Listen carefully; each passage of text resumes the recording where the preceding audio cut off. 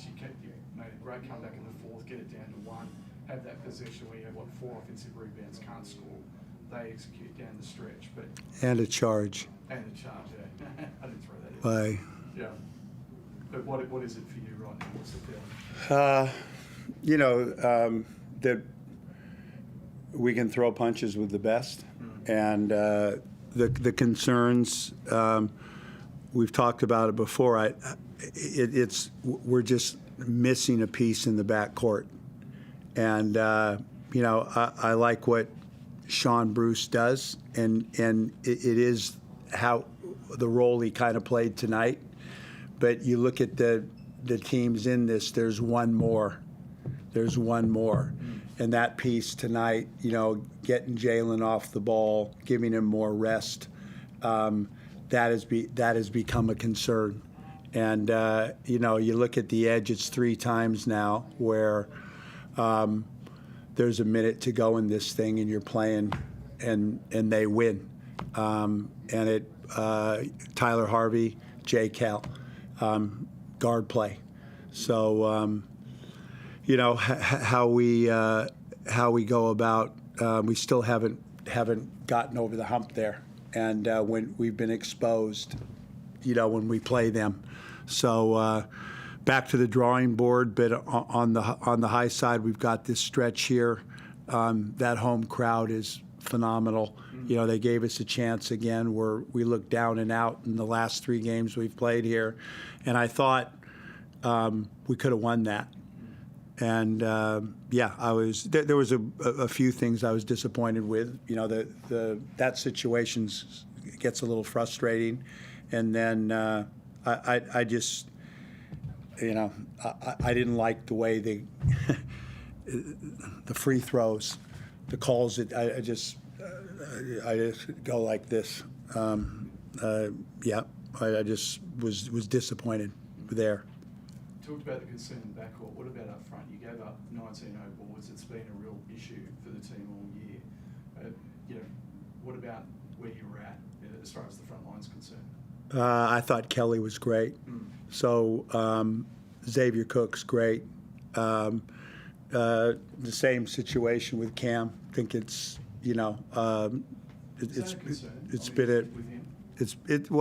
been a struggle, and it's getting. I'm not pointing a finger at him about winning or losing, but we're clearly not getting the most out of him, and tonight,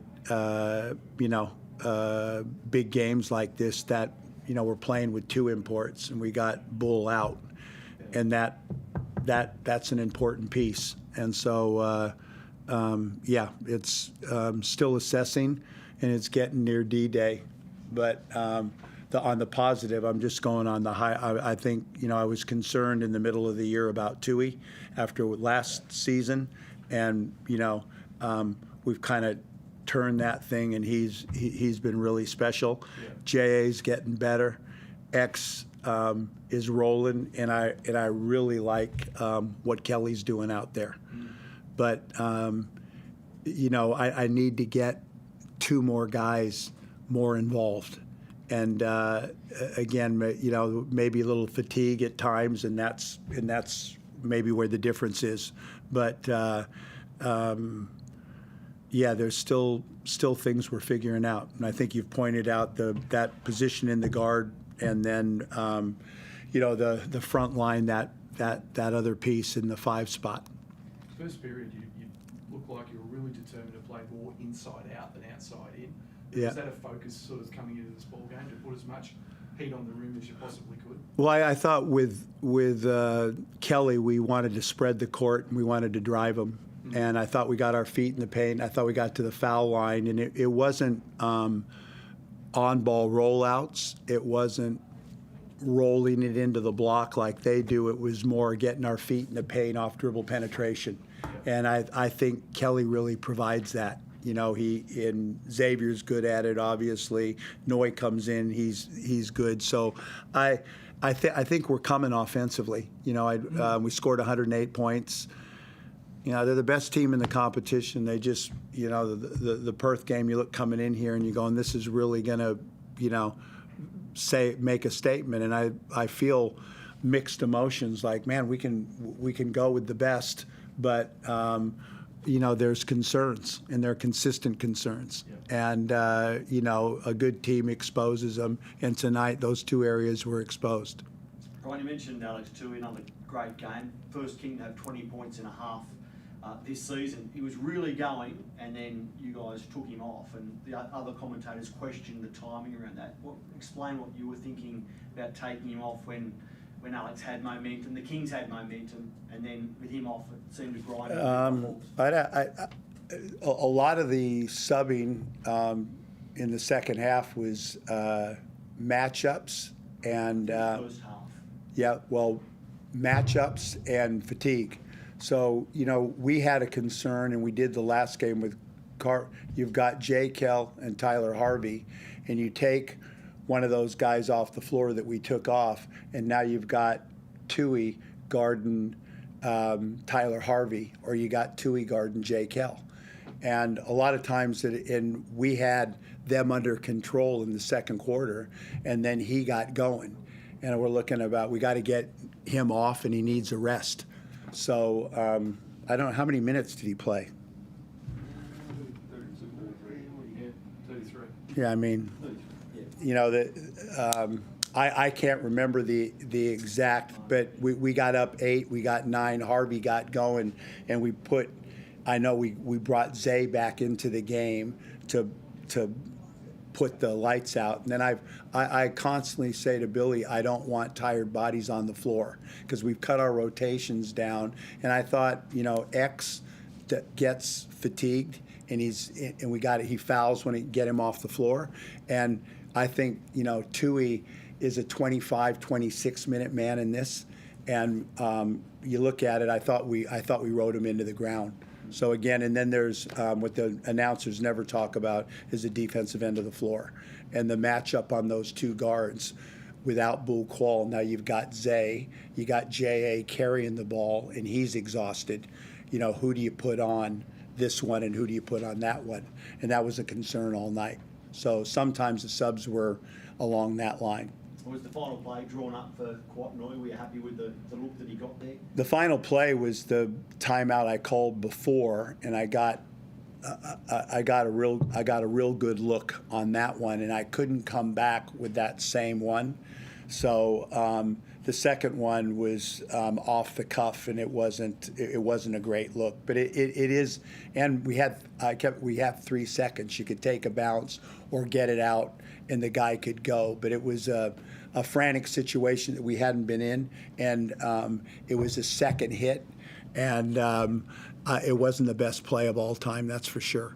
Did you put consideration into challenging that Tyler charge after the 4 attempts that you had? I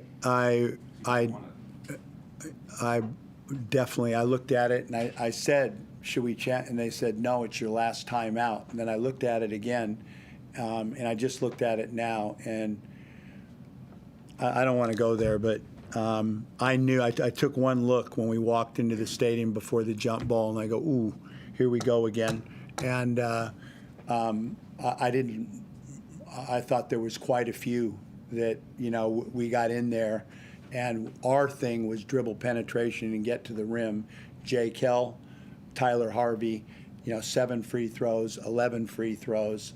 And then it was a similar thing there, a game basket underneath the basket right there, same situation when we played there, same call. So, yeah, it was annoying, and now I look at it a second time. I did ask, should I, and now I look at it, I definitely should have.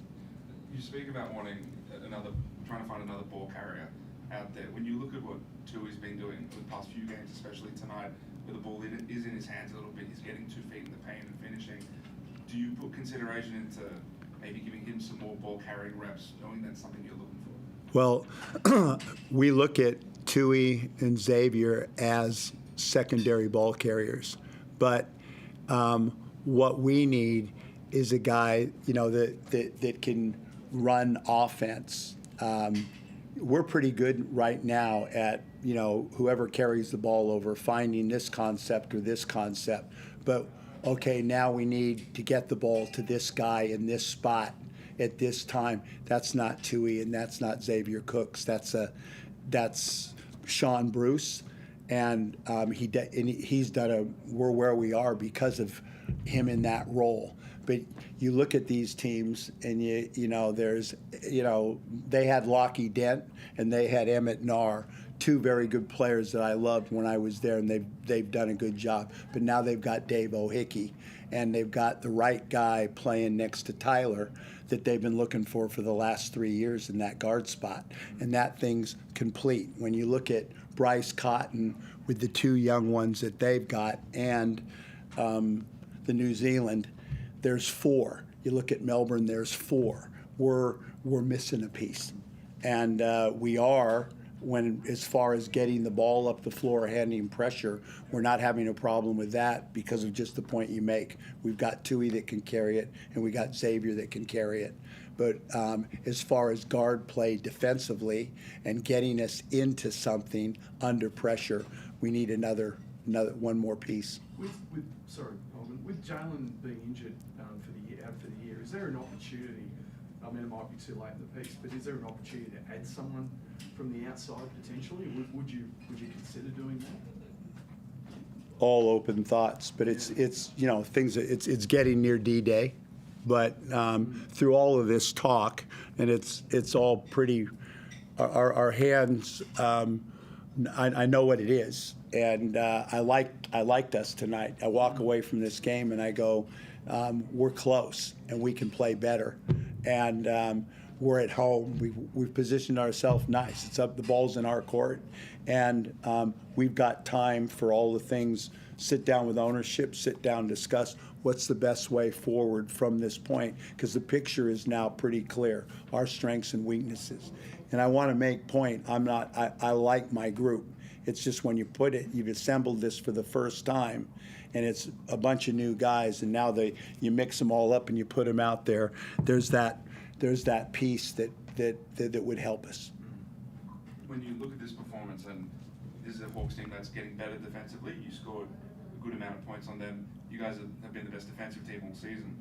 Do you walk away from this game largely positive about the outcome and how you guys performed on both ends and the improvements you're making, especially offensively? I do. I walk up, but I mean, I said it's kind of mixed because when the ball goes up and we play and I look, I go, I felt very capable. Like I felt very good about us tonight. And when you're in the middle of the first quarter, I think, we can do this. We're there. But over the course of the game, over the course of that 40 minutes, it just, some things got exposed that, that we're talking about that we couldn't, we couldn't fix. So the last aspect of this is I keep saying is we do have practice time now. So that kind of falls more on us. Okay, well, here's our hand, here's our concerns. Let's practice it. Let's get reps at it. So that's the part of teaching that we haven't had, is we haven't had reps. But I'm excited about my group. I enjoy them, and if that team is very good, very well coached, a lot of respect for them. But as I said leading into it, I don't walk away, oh my God, what are we going to do now? No fear here. Look forward to another opportunity. We love the competitiveness, the physicality, even at halftime. Brian, can you illuminate us as to what happened at halftime? Well, they've got a yapper, and I guess we've got one, and they got I don't know what was going on into the huddle, but it was physical, and I think that is another aspect to this. I keep talking about what's a foul, what isn't a foul, and the fine line of this thing. And as you said, I looked at that last one, but I thought there was a number. When I look at our guy and their two, they're getting to the foul line. Is our guy getting to the foul line?